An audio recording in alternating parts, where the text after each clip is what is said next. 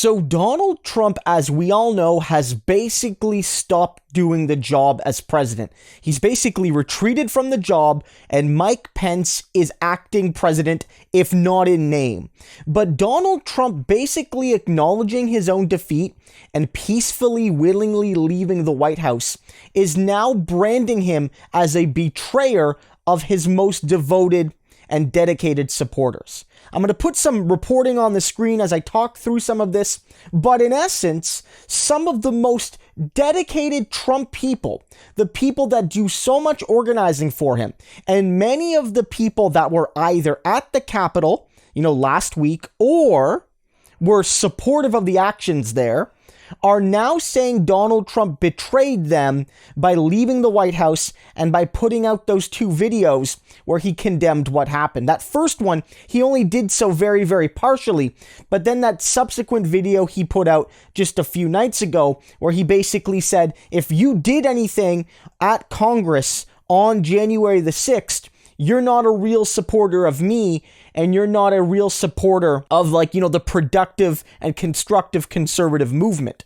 And what these Trump supporters are saying is that Trump is a traitor, is that Trump, when the chips were down, abandoned them, right? There is a quote here where it basically said, so he basically sold out the patriots who got rounded up for him. Just wow. Trump egged these people on. Trump's children, especially Don Jr. and Eric, egged them on. Rudy Giuliani egged them on. They all went to the building as per instructed, and they went in. And then once it started getting real, which is actually what Trump wanted, but it got too ugly for him optically, he sold them all out. Trump behind the scenes was loving it.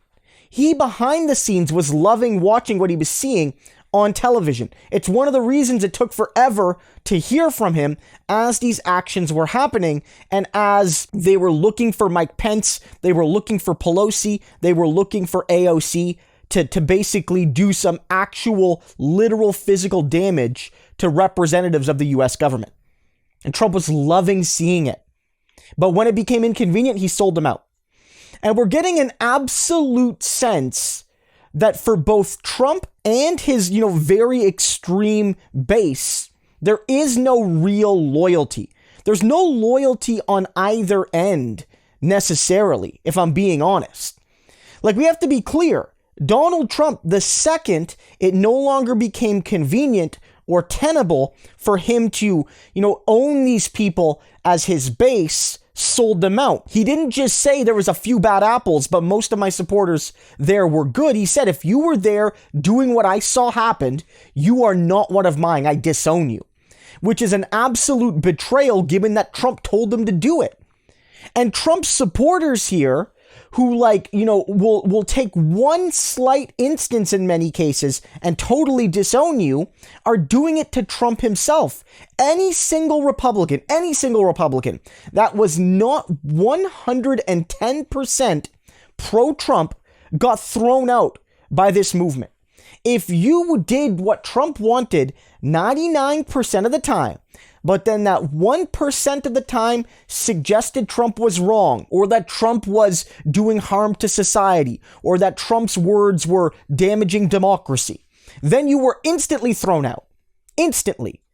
You saw it. Lindsey Graham, it has been, up Trump's backside, frankly, for the last year especially. He used to be a very big critic of Trump. Now he's one of his biggest supporters, and he's been fighting for Trump, and they still, swarmed him at an airport. He's saying you're never going to have another day of your career. We're going to end you. They treated him no differently than Mitt Romney, who's actually been much more consistently against Trump. So for them, it's if you're 99% pro-Trump, you might as well be AOC and Bernie Sanders and Joe Biden and Pelosi and just be a Democrat. And so there absolutely is no loyalty here. And these two groups of people, Trump and his administration and his family on the one hand, and his rabid, far-right base on the other, they deserve one another. They really, really do, because neither of them have good faith approaches to alliance building or democracy or society or basic human decency. Now, the real question is, these people in particular, do they fully represent the full Trump base? I actually think that what happened on January 6th is pretty representative of Trumpism and of a significant minority of the Republican Party, maybe 20-30% of Republicans. That's my view, honestly. But it's another question about if this is going to change electoral tactics. A lot of Trump's most extreme supporters seem to be branding him like Mike Pence and basically saying, sir, if you're not going to help us, you got to get out of the way or we're going to take you out. Basically, they'll string Trump up apparently too. That's what they're talking about at least. But recent polling from the last few days suggests otherwise and suggests that if the Republican primary was to happen right now, Trump would easily win again, indicating that even if there are some people like this, Trump still has a stranglehold on the party. So I don't know where we go from here. I don't know if Trump is going to run again in 4 years. I don't know if it's going to be one of his kids. I don't know if his kids are going to run for the Senate. I don't know if Pence is going to try to run, if he can build some sort of bridge between the Trump movement and the rest of the anti-Trump Republican Party, as few of those people actually exist. I don't know. But what I do know is there is going to be a potential splintering of the various wings of the Trump movement. And the most ardent and frankly most dangerous Trump supporters might even start to see him as part of the deep state.